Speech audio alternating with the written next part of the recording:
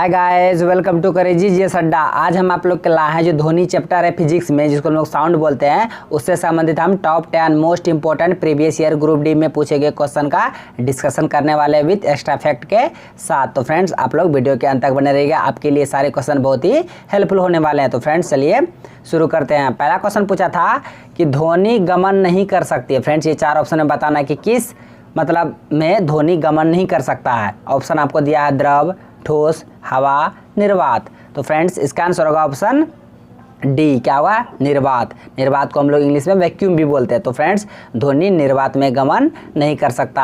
अगर ही पूछेगा ध्वनि सर्वाधिक गमन किस में करता है, तो फ्रेंड्स ध्वनि सर्वाधिक गमन ठोस में करता है, सबसे कम गैस में। फ्रेंड्स आप इसे ध्यान में रखिएगा। ये भी पूछा गया कब? रेलवे एनटीपीसी एग्जाम था 28 तारीख 2016 को पूछा था, टेक्नीशियन में पूछा था, ग्रुप डी में पूछा था। फ्रेंड्स ये क्वेश्चन बहुत ही इंपॉर्टेंट है। नेक्स्ट क्वेश्चन पूछा था कि निम्नलिखित में से कौन सा असत्य है? ध्वनि तरंगे डॉट डॉट तरंगे हैं। फ्रेंड्स आपको बताना है कि इनमें से कौन सा जो मतलब तरंग है वो ध्वनि तरंग नहीं कहलाते। ऑप्शन दिया है दाब, अनुदैर्ध्य, विद्युत चुंबकीय, यांत्रिक। तो इसका आंसर होगा ऑप्शन सी, यानी कि विद्युत चुंबकीय। ध्वनि तरंग विद्युत चुंबकीय तरंग नहीं कहलाते फ्रेंड्स। इसके अलावा ध्वनि तरंग को हम लोग दाब तरंग के भी नाम से जानते हैं, इसको अनुदैर्ध्य तरंग भी कहा जाता है और इसे यांत्रिक तरंग भी कहा जाता है, लेकिन ध्वनि तरंग को विद्युत चुंबकीय तरंग नहीं कहा जाता। फ्रेंड्स इसका आंसर होगा ऑप्शन सी, विद्युत चुंबकीय। फ्रेंड्स वैसे तो आप लोग जानते हैं तो ध्वनि में तो कोई विद्युत होता नहीं है, तो इसे भी आप समझ सकते हैं कि ध्वनि तरंग को ये विद्युत चुंबकीय तरंग नहीं कहा जाता। इसके अलावा अभी तीनों नाम को याद रखिएगा, दाब तरंग, अनुदैर्ध्य तरंग, यांत्रिक तरंग, ये तीनों तरंग ध्वनि तरंग को ही कहा जाता है। नेक्स्ट क्वेश्चन पूछा था कि ध्वनि तरंगे डॉट डॉट तरंग होती है। फ्रेंड्स आपको बताना, ऑप्शन में दिया है विद्युत चुंबकीय, अनुप्रस्थ, सुपर, यांत्रिक। तो इसका आंसर होगा ऑप्शन डी, यानी कि ध्वनि तरंगे यांत्रिक तरंगे, न कि विद्युत चुंबकीय, सुपर, अनुप्रस्थ, ये सारे तरंगे नहीं कहलाते। ध्वनि तरंगे एक यांत्रिक तरंग है, जो हम पहले ही बता दिए हैं। ध्वनि तरंग को हम लोग दाब तरंग भी कहते हैं, यांत्रिक तरंग भी कहते हैं और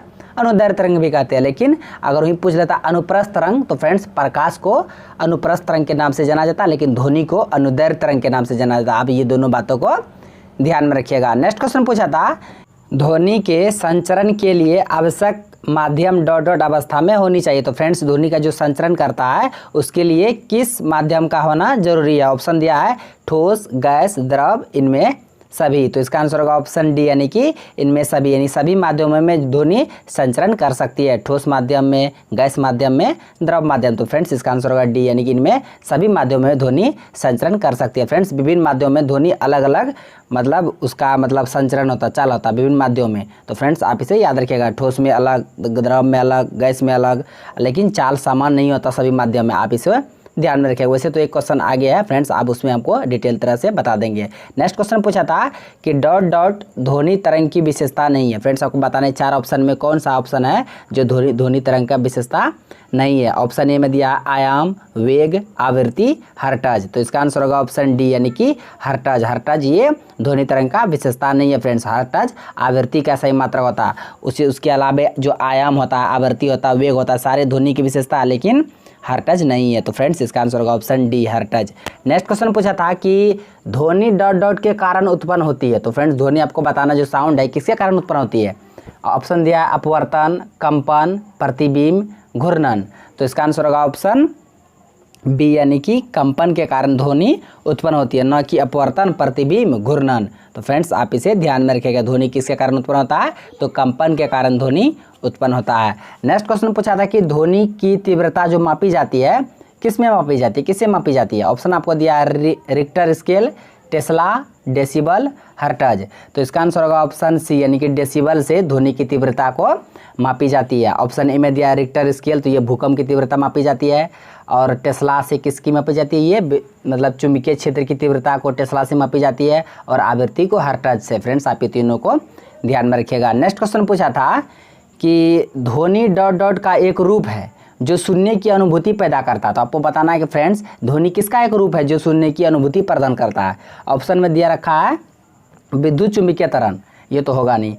अब बी में दिया है यांत्रिक ऊर्जा, सी में दिया है अनुगूंज, डी में दिया है कंपन ऊर्जा। तो फ्रेंड्स इसका आंसर होगा ऑप्शन बी यांत्रिक ऊर्जा। हम पहले भी आपको बता देते ध्वनि तरंग को हम लोग दाब तरंग, अनुदैर्घ्य तरंग और यांत्रिक तरंग के भी नाम से जाना जाता है। तो फ्रेंड्स इसका आंसर होगा ऑप्शन बी, यानी कि यांत्रिक ऊर्जा का ध्वनि एक भाग है जो सुनने की अनुभूति पैदा करता है, न कि विद्युत चुंबकीय तरंग तो होगा नहीं, अनुगूंज गूंज क्या है ये तो होगा नहीं, कंपन ऊर्जा होगा नहीं। लेकिन कंपन के कारण ध्वनि उत्पन्न होता है हम मानते हैं, लेकिन ये कंपन ऊर्जा नहीं है, तो ये यांत्रिक ऊर्जा का एक रूप है। फ्रेंड्स आप इसे ध्यान में रखिएगा। नेक्स्ट क्वेश्चन पूछा था कि निम्नलिखित पर ध्वनि तरंग भ्रमण करती है। फ्रेंड्स ये 4 ऑप्शन में दिया, आपको चारों में बताना है कि ध्वनि तरंग भ्रमण करती है। ऑप्शन ए में दिया आपको विभिन्न माध्यमों में भिन्न भिन्न गति, बी में दिया विभिन्न माध्यमों में एक ही गति, लकड़ी में 10 मीटर पर सेकेंड, एक ही माध्यम में भिन्न गति।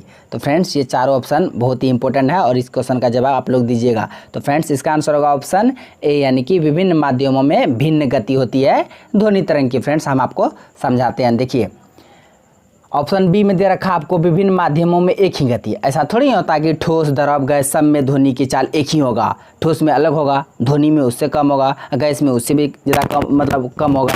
तो फ्रेंड्स ये संभव नहीं है कि विभिन्न माध्यमों में ध्वनि की एक ही गति होगा, ये गलत हो जाएगा। लकड़ी में 10 मीटर पर सेकंड ये तो होगा नहीं।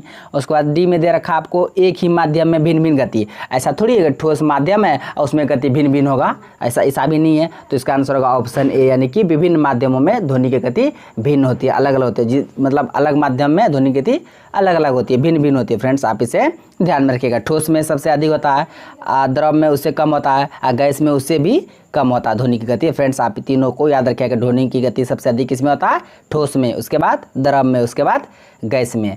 नेक्स्ट क्वेश्चन पूछा था कि डॉट डॉट की आवृत्ति मनुष्य के लिए श्रव्य नहीं है। फ्रेंड्स आपको बताना है कि किस मतलब जो आवृत्ति है, ध्वनि की जो आवृत्ति है जो मनुष्य के लिए श्रव्य नहीं है, मनुष्य के लिए सुना नहीं जाता।